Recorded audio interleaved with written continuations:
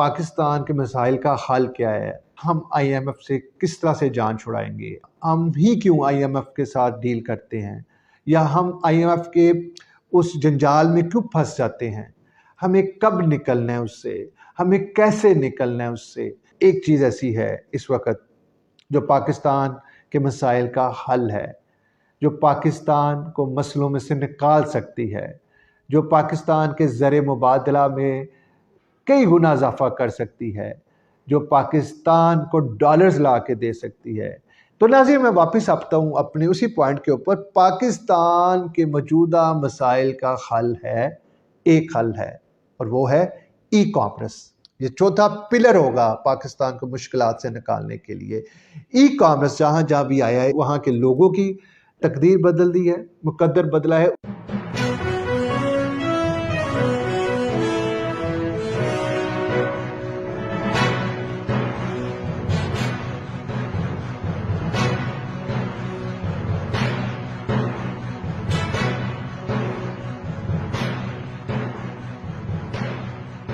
इब्तिदाए रब्बे जलील के बाबरकत नाम से जो दिलों के हाल बेहतर जानता है, देखते ही आंखों सुनते कानों को शाहिद मियाँ का सलाम।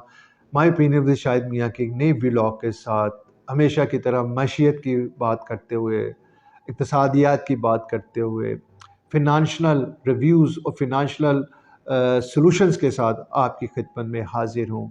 नाज़रीन, आपको जैसे कि पता है कि मैंने और मेरे इदारे ने हमेशा ही पॉजिटिव पाकिस्तान की बात की है, पाकिस्तान के सॉफ्ट इमेज की बात की है, प्रोडक्टिव पाकिस्तान की बात की है। इसलिए मैं हर वक्त पॉजिटिवली ये सोचता हूँ कि पाकिस्तान के मसाइल का हल क्या है। इससे पहला व्लॉग जो मैंने किया था कि हम IMF से किस तरह से जान छुड़ाएंगे, और हम हमेशा की तरह हम ही क्यों IMF के साथ डील करते हैं, या हम IMF के उस जंजाल में क्यों फंस जाते हैं? हमें कब निकलना है उससे? हमें कैसे निकलना है उससे? ये कुछ क्वेश्चंस थे जो रह गए थे मेरे उस व्लॉग में, और आपने सब ने बहुत ज़्यादा पज़ीराई उस मेरे व्लॉग को दी और बहुत सारे मैसेजेस भी किए, जिसके लिए मैं बहुत ज़्यादा शुक्रगुजार हूँ।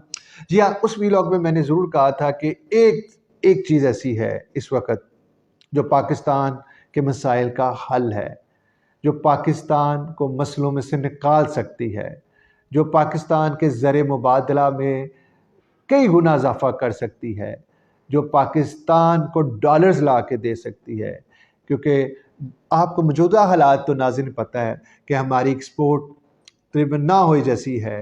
हम इम्पोर्ट के ऊपर निसार करते हैं, और इम्पोर्टेड आइटम्स कि इतनी ज़्यादा और डॉलर्स की वजह से और मुल्क के अंदर इन्फ्लेशन की वजह से इतने मामला ख़राब हैं और ख़राब रहे हैं, जिसकी वजह से आज आपको पता है कि हमारा डॉलर्स कहाँ आ चुके हैं, हमारे पैसे की कदर ना हो जैसी है। दुनिया की वर्स्ट ट्रेन यानी कि जो करेंसीज़ हैं उसमें से एक करेंसी अब हमारी रही है। हम अपने सराउंडिंग में जो ऐसे कंट्रीज़, ब्रदर कंट्रीज़ को भी देखें, अगर हम अफ़गानिस्तान को भी देखें, बांग्लादेश को एक मिसाल ले लें, हम श्रीलंका की एग्जांपल ले लें नाज़रीन, अब इंडिया की एग्जांपल ले लें, आज वो कौमें कहाँ की कहाँ चली गई है। मकसद मुझे किसी की तारीफ़ करना नहीं है, मकसद ये है कि हमें अपनी हद का तयन करना है, हमें अपनी मंजिल का तयन करना है कि हम कहाँ खड़े थे, हम कहाँ हैं, हमें कहाँ जाना है। हमें खुददार कौम थी। अगर हम 70s को देखें तो यहाँ लोग वाकई जॉब्स करने आते हैं थे।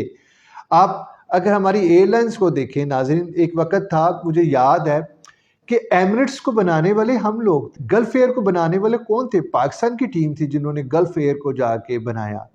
आज वो दुनिया की बेस्ट एयरलाइंस हैं, और आज हमारी वो एयरलाइन, हमारे वो इंजीनियर्स, हमारे वो पायलट्स जो कि कभी वो लोग लिया करते थे, आज पीआई का हाल आपके सामने है। पीआईए डेफिसिट में जा रही है, बहुत ज़्यादा खसारे का सामना है हमेशा हर दौर में। उसकी मेन वजह कभी आपने सोची है क्या है? उसकी वजह यही है कि हमारे यहाँ हमेशा प्रोफेशनल्स लोगों को आगे नहीं लाया जाता, और जो मेन टॉप के डेजिग्नेशन होती हैं, सीट्स होती हैं, वहाँ पर मनपसंद लोगों को, रिटायर्ड टेक्नोक्रेट्स कह लें, ब्यूरोक्रेट्स कह लें हम, या पॉलिटिशियंस को वहाँ पर लाभ उठाया जाता है, जिनसे इस तरह के फैसले होते हैं जिनकी उनको ग्राउंड रियलिटी का नहीं पता होता। ये वजह है कि पीआईए जैसा अदारा है जो कि नेशनल अदारा है। आप देखें, यूके की एग्जांपल ले लें, एक उनका जो रेलवे है उसका रेवेन्यू पूरा यूके की जो इकॉनमी के ऑलमोस्ट बराबर है। اور پاکستان کا سب سے بڑا جو قومی ادارہ ہے اس کا یہی حال ہے۔ پاکستان اسٹیل مل کی بات کر لیں، چلیں، پاکستان کا اسٹیل مل وہ ادارہ ہے جو پاکستان کی بیک بون سمجھا جاتا تھا۔ اگر ہم 80s کی اور ہم 90s کی دہائی تک، جب تک یہ نام نہاد جمہوریت نہیں تھی، ہم اس کی بات کریں، تب تک وہ پاکستان اسٹیل مل بہت بڑا ایک کمانگ پتہ ادارہ تھا، ایک بیک بون تھی پاکستان کی۔ آج وہ ڈیلی بیسس کے اوپر اتنا خسارہ جنریٹ کر رہا ہے ہمارے لیے، اتنا وہ سفید ہاتھی جیسا ہمارے لیے بن گیا ہے کہ ہمیں خود سمجھ نہیں آ رہی کہ اس کو بند کر دیا جب بند رکھنے سے بھی اس کا نقصان ہے۔ تو یہ قومی اداروں کی، اسی طرح پاکستان کے بجلی کے انرجی جو کرائسس آج پہ آگے ہیں، یہ ہمارے اس غلط پالیسیز کی وجہ سے آیا ہے۔ تو ناظرین، میں واپس آتا ہوں اپنے اسی پوائنٹ کے اوپر، پاکستان کے موجودہ مسائل کا حل ہے، ایک حل ہے، اور وہ ہے ای کامرس، وہ ہے آئی ٹی پروڈکٹس۔ جی ہاں، یہ دو مختلف چیزیں ہیں، آپ کو پتہ ہی ہوگا۔ بہت ساری کنٹریز کی اگر میں ایگزامپل دوں، اگر میں چائنا کی بات کروں تو چائنا نے ای کامرس کی مدد سے اپنے ہاں غربت کا خاتمہ کیا۔ چائنا جیسی کنٹری نے، چائنا کو جن چیزوں نے کامیاب کیا، غربت میں سے نکالا، اس میں سے سر فہرست ای کامرس تھا۔ ان کا وہ علی ایکسپریس دیکھ لیں آپ، اور ادر اس طرح کے پلیٹ فارم دیکھ لیں ان کے، تو ملک کی اکانومی میں اس کا 1/3 یعنی کہ شیئر ہے ای کامرس کا۔ ہمیں ناظرین، یہ واحد حل ہے ہمارے پاس، ہمیں اپنے ہاں ای کامرس کی کالجز بنانے چاہیے، یونیورسٹیز بنانی چاہیے، حتیٰ کہ یہاں پر پرائیویٹ لیول کے اوپر کافی لوگوں نے، کافی اچھے مینٹورز نے، جو کہ ای کامرس کے فاؤنڈرز پاکستان میں کہے جاتے ہیں، انہوں نے اپنے لیول پہ بہت اچھا کام کرا، لیکن جب تک گورنمنٹ کی اس کو پشت پناہی پذیرائی نہیں ہوگی تو شاید یہ معاملات آگے نہیں چل سکے گی۔ یقین مانیے کہ ای کامرس اگر ہم اپنے بچوں کو سکھا دیں کسی لیول کے اوپر بھی، ہمارے ہاں بہت سارے پلیٹ فارم، مارکیٹ پلیسز آ چکی ہوئی ہیں، بڑے سٹورز بھی آ چکے ہوئے ہیں، جس میں دراز پاکستان کا بہت بڑا سٹور ہے، اور بھی ادرس ہیں، لیکن اولیکس پاکستان بھی ہے۔ لیکن اصل چیز ہے لوگوں کو اویئرنیس دینے کی۔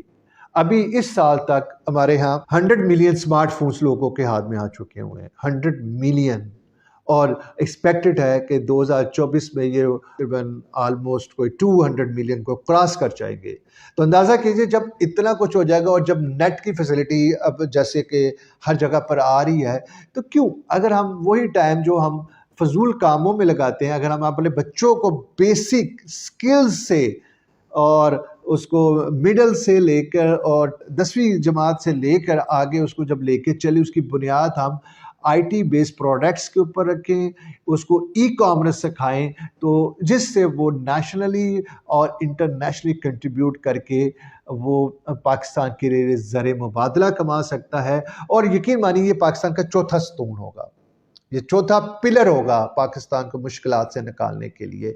ای کامرس جہاں جہاں بھی آیا ہے، وہاں کے لوگوں کی تقدیر بدل دی ہے، مقدر بدلا ہے۔ اب انڈیا کی اگزامپل لے لیں، اگر وہاں کے فری لانسرز کی بات کر لیں ہم، وہاں پر آئی ٹی کی بات کر لیں ہم، وہاں پر ای کامرس کی بات کر لیں، تو وہاں پر اس کو صنعت کا درجہ قرار دے دیا گیا ہے۔ یہاں پر حالانکہ ہمارے ہاں بہت زیادہ کام کرنے کی ضرورت ہے۔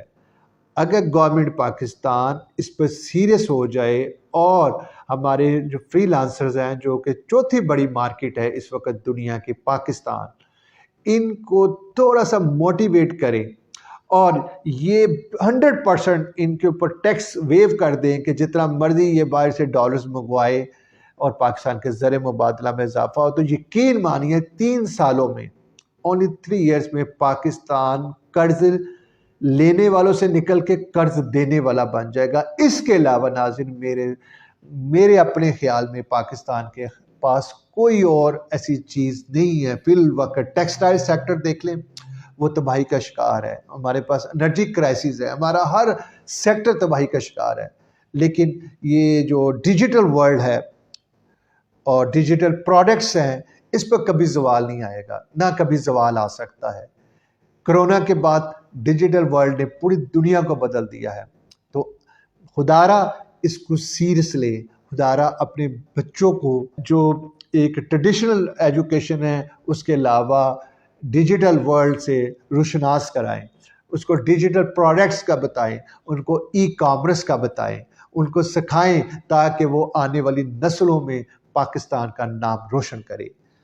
تیسری اہم بات ایک اور ہے گیم چینجر پاکستان کے لیے، وہ میں اگلے اپنے ایپیسوڈ میں اگلے ویلاگ میں بتاؤں گا کہ وہ گیم چینجر کیا ہے، اور وہ گیم چینجر پاکستان کے لیے واقعی گیم چینجر ثابت ہو سکتا ہے کہ نہیں، اور ای کامرس سے اس گیم چینجر کا کیا تعلق ہے۔ اس کے ساتھ پاکستان کے اس فرزند کو اجازت دیجیے۔ مائی اوپینین ود شاہد میاں کے اگلے ویلاگ تک کے لیے پاکستان زندہ باد، پاک فوج زندہ باد۔